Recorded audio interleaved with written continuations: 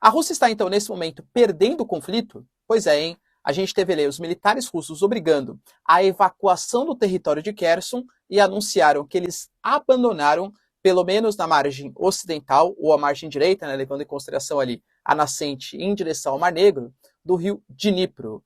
Abandonaram a capital Kherson, a única capital que tinha sido conquistada desde o início dos conflitos. O que isso significa, hein? Lembrando que desde setembro os russos vêm perdendo territórios super importantes. O Zelensky, talvez animado pelas suas vitórias recentes, até colocou algumas condições para negociar uma paz com Putin. Será que é possível voltar atrás? Porque ele disse que não negociaria enquanto Putin fosse presidente. E também começam a sair algumas prévias, alguns resultados prévios ali das eleições das midterms nos Estados Unidos. Eu diria para vocês que os republicanos, eles como previsto, eles vêm sim tendo uma vantagem, mas não uma vantagem tão expressiva como se achavam no primeiro momento. A onda vermelha, já vamos entender o que é isso, ela não se confirmou. E eu diria que mesmo dentro dessa onda republicana, o Trump esperava ser muito mais vitorioso, mas quem está saindo com uma vitória acachapante chama-se Ron DeSantis. Talvez o cara que vai tirar o Trump do seu pleito eleitoral. Se vocês querem entender um pouco mais sobre esses assuntos, e muito mais também sobre geografia, geopolítica, atualidades, política, polêmicas, enfim, tudo para você se manter sempre bem atualizado, já se inscreve no canal, deixa seu like, compartilha esse vídeo, que eu, professor Ricardo, conto muito com a sua ajuda. Belezinha? Pessoal, para quem não me segue ainda, hein, @prof_Ricardo Marcílio, que lá eu sempre posto alguns reels, algumas notícias e tal, e é um local interessante para a gente se comunicar mais diretamente. Claro, se você quiser também contribuir financeiramente para que eu continue produzindo conteúdos diários aqui para vocês, eu vou deixar a chave Pix aqui na descrição. E claro, se você quiser também ser membro do canal, isso é sensacional. Tamo junto? Lembrando, pessoal, que para quem é pré-vestibulando, vai prestar a provinha do Enem agora no final de semana. Quinta-feira, 20h45, eu farei uma live, não uma live de geopolítica e atualidades, é uma live de geografia, analisando um pouquinho a prova do Enem e quais são os principais pontos que podem aparecer na sua prova. Uma revisãozinha. Bora lá? Então vamos lá, pessoal. Seguinte.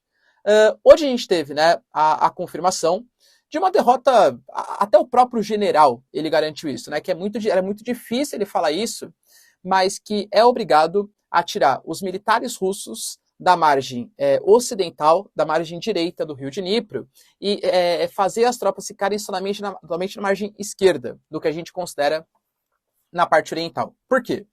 Porque os ucranianos eles conseguiram atacar pontos super estratégicos até de abastecimento. A grande dificuldade, segundo o próprio general russo, foi a questão de abastecimento e suprimento, tanto de munições, de armas, de alimentação, enfim, de logística de maneira geral. Perder Kherson, a gente fala do estado, né, da região de Kherson, e a cidade de Kherson, que é a capital da região Kherson, né? Que nem se fosse mais ou menos São Paulo e São Paulo, o estado de São Paulo e a cidade de São Paulo, né? Ou Rio de Janeiro, e coisa que vale. Perder isso significa perder a única capital que os russos tinham conseguido avançar desde o início dos conflitos. Lembrando que a Rússia, ela já teve algumas importantes derrotas aí ao longo do trajeto, né? A Rússia, ela começou avançando pelo norte da Ucrânia, tentando chegar até Kiev, não conseguiu, partiu em retirada. Depois ficou meio chove no molho e tal, conseguiu conquistar Donetsk, Lugansk, Zaporizhia e Kherson, mas desde setembro os ucranianos eles vêm fazendo uma contraofensiva e já conseguiram reconquistar algumas cidades, como por exemplo na região nordeste ali da Ucrânia, território próximo de Kharkiv. A gente pega ali Izium, por exemplo, e outras cidades que foram conquistadas ou reconquistadas pelos ucranianos. Agora a batalha ela senta muito mais em Kherson. E eu diria para vocês que Kherson é super estratégico, até mais que Kharkiv, por exemplo, porque conecta Donetsk e Lugansk, que são as duas regiões de fato mais separatistas e que pedem autonomia, a Crimeia, que foi incorporada pelos russos em 2014. Então, perder Kherson é muito significativo. Geopoliticamente, é muito ruim para os russos, né? Eu já vinha comentando com vocês em vídeos passados que a Rússia ela estava promovendo uma evacuação dos territórios da sua margem oriental ali do rio, e agora foi confirmado que eles vão ser obrigados a abandonar esse território. Segundo fontes da própria Rússia, foram mais de 100 mil habitantes que foram evacuados. Se a Ucrânia está vendo isso como uma vitória, eu diria para vocês que isso também pode ser, segundo a narrativa russa, uma espécie de armadilha. Por quê? Isso vai gerar um ganho de confiança para os ucranianos. os ucranianos eles vão montar ali posições nas áreas que foram abandonadas pelos russos, que pode estar com armadilhas, minas, etc. E assim que eles tomarem posições, o que os russos podem fazer? Atacar, né? Atacar com bombas. Não teve evacuação do território? Teoricamente, não existem mais russos. Pelo menos os russos eles foram incentivados a sair daquelas posições. Então, alguns canais aí pró-Rússia e tal estão analisando que isso pode ser, inclusive, talvez uma armadilha do Putin. Você considera que o Putin fez tudo isso de maneira pensada? Eu, particularmente, estou especulando aqui, tá?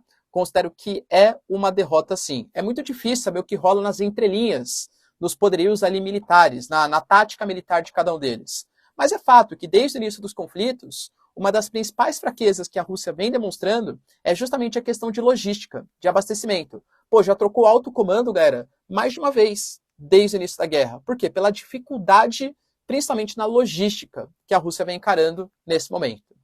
E talvez, até engrandecido por esse momento, né, da Ucrânia, desde setembro, de retomada de alguns territórios geoestratégicos super importantes, o Zelensky, ele desmentiu uma notícia que eu inclusive divulguei aqui para vocês do Washington Post. E falei para vocês que foi o Washington Post que tinha colocado. Segundo o Washington Post, os Estados Unidos, ele tinha feito conversas ali com a Ucrânia pedindo para o Zelensky negociar a paz com os russos, graças à inflação, ao aumento das problemáticas geopolíticas internacionais. Então falar, Zelensky, abra um pouco a mão e negocie com os russos. O Zelensky veio a público na segunda-feira, ontem, né, estou gravando esse vídeo terça-feira para vocês, garantir que não existe nada disso, que não existe pressão de nenhum país, citou, né, os Estados Unidos, claro, dos Estados Unidos para fazer algum tipo de acordo com os russos. Stoltenberg, da OTAN, também garantiu que não tem nada a ver com isso, tá? E a própria Secretaria de Defesa dos Estados Unidos também se pronunciou oficialmente, falando que sim, eles mantêm contatos diários com os russos, mas nada que interfira numa aproximação entre Rússia e Ucrânia. Até porque isso deveria ser feito, segundo os Estados Unidos, com a participação da Ucrânia. Os Estados Unidos jamais, não sei se eu confio muito, tá? Só um entre parênteses aqui, mas jamais participaria de uma decisão geopolítica super importante sem a presença da Ucrânia. Meio hipócrita, né? Mas enfim, tá? E o Zelensky aproveitou esse momento, aliás, momento que até, por essas vitórias recentes, até o Reino Unido garantiu que durante o inverno as ajudas elas vão aumentar, elas vão continuar. A própria OTAN também garantiu isso, tá? Que vai continuar ajudando a Ucrânia mesmo durante o inverno, talvez motivado por essas recentes conquistas ucranianas. E o Zelensky ele garantiu que existem algumas coisas que ele até poderia fazer um acordo com a Rússia e ignorar aquele documento que ele assinou que não negocia enquanto Putin for o presidente. Segundo ele, tem que ter a devolução integral dos 4 territórios conquistados, Kherson, Lugansk, Donetsk e Zaporizhia, e a Crimeia lá em 2014. Falou também que tem que ter algum tipo de recompensa financeira, isso segundo os estudos da própria Ucrânia, na casa dos 700 bilhões de dólares, e falou também que todos os militares russos eles têm que ser julgados e punidos pelos crimes de guerra que aconteceram. Cara, é praticamente falar que não aceita fazer negociação, né? Convenhamos. Nem o mais inocente, né? Nem o mais esperançoso acredita que o Putin vai aceitar um tipo de acordo desse com a Ucrânia. Isso irá humilhar demais a Rússia, né? Então eu penso que antes de qualquer tipo de acordo nesse sentido que possa acontecer, falo para vocês, né?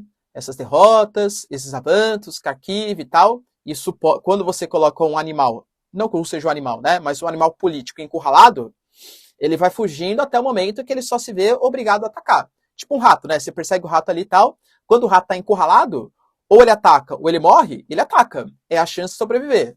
Será que isso pode motivar um ataque, inclusive com uma arma nuclear tática? Pode ser, hein? A Rússia acusou a Ucrânia de bombas sujas. Segundo a IA, não existe isso, tá? Não existe nenhum tipo de atividade nuclear estranha no território ucraniano. Mas, enfim, né? Pode ser algum tipo de justificativa para os russos atacarem posições em Kherson. E também a gente está tendo hoje the midterm elections, né? As eleições de meio de mandato nos Estados Unidos.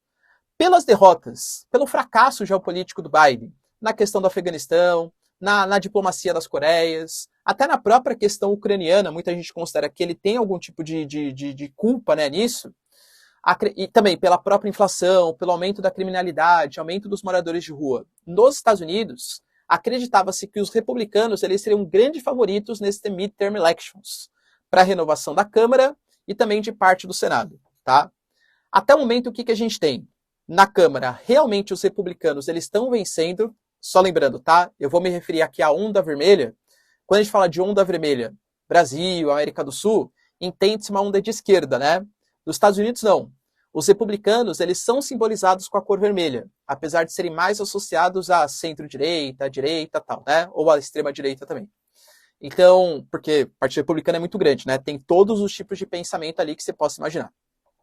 Então, quando eu falo essa onda vermelha que era prometida nos Estados Unidos, era uma onda republicana. Na Câmara, realmente, eles estão com vantagem, mas a vantagem não é tão grande quanto se especulava. E no Senado, até pouco tempo atrás, quando eu estava gravando vídeo, até me preparei para falar para vocês que estava empatado. Aparentemente, quando eu fui dar uma pesquisadinha ali, ó, antes de gravar o vídeo, os republicanos viraram no Senado. Então também estão com maioria no Senado. Mas percebe que é uma votação muito apertada? E o que significa isso? Hoje os republicanos eles são encarnados, né, eles são representados pelo Trump. E pela impopularidade, pelo fracasso do Biden, pode ser que a população ainda fale assim, bom, do Biden eu não gosto. Inclusive, apareceu com 45% só de aprovação. Tá? Do Biden eu não gosto. Mas acho que o Trump também não é a melhor coisa. Então, essa vitória dos republicanos, mas não ao ponto que eles achavam que ia ser, pode indicar um insucesso do Trump. E mais, a gente teve uma vitória contundente de Ron DeSantis. Ron DeSantis é o governador da Califórnia. E ele está sendo encarado como a nova cara do Partido Republicano. Uma vitória de 60% ali do Ron DeSantis, inclusive sem aprovação, sem o apoio do Trump, que é o principal nome hoje do Partido Republicano. O que isso pode indicar? A gente vai ter as prévias para saber quem vai concorrer pelo Partido Republicano e também pelo Partido Democrata, né? Pelo Partido Democrata, se o Biden tiver saúde e tal, deve ser o Biden, claro. Mas pelos republicanos, o Trump é o nome mais forte, mas esse pequeno fracasso agora e a vitória do Ron DeSantis pode significar uma mudança nos rumos do Partido Republicano. O Ron DeSantis, ele foi ainda é, né, o governador da Flórida. Ele foi encarado durante a pandemia. Falou que ele foi o suspiro de sanidade no meio dessa insanidade que era o controle da pandemia. Ele não obrigou o uso de máscara, tal, uma pauta mais que ele chama ali de pauta da liberdade. Ele prega muito contra as questões de gênero, por exemplo. Ele proibiu, né? Eu não lembro exatamente qual era o nome do programa, mas ele proibiu que falasse sobre questões de gênero para menores de idade. Ele é um cara que bate muito nessa pauta dos costumes. E isso ganhou popularidade, inclusive com os latinos e com as mulheres, que geralmente são mais democratas, não republicanos. Por isso esse aumento, né, percentual.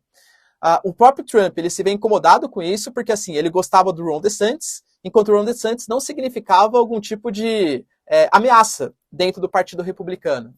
Com a recente aumento da popularidade do Ron DeSantis e com a possibilidade dele ser o próximo candidato à presidência, aí já começaram as críticas. Inclusive o Trump falou que tem pronunciamentos bombásticos para falar sobre os documentos que foram capturados do FBI na sua mansão ali na Flórida e também sobre o Ron DeSantis.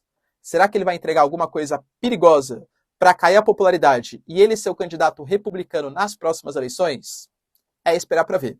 Prometo também, pessoal, que quando sair o resultado das midterm elections, eu trago aqui para vocês também um pouco mais de novidade para saber se essa onda vermelha republicana cresceu ou se foi uma marolinha aí, vai, entre aspas. Mas, claro, de qualquer jeito, o Biden vai encontrar dificuldades. É que, assim, o Biden estava morrendo de medo, inclusive, de sofrer impeachment, tá? Por conta de negócios escusos, do seu filho, do Hunter Biden, né? Essas coisas, sofreu impeachment. Com a Câmara e o Senado não tão republicano assim, diminuem, claro, bastante as possibilidades. Beleza, pessoal? Deu para entender? Então, se vocês curtiram o vídeo, já deixa seu like e se inscreve no canal. Tamo junto, beijos, abraços e tchau, tchau.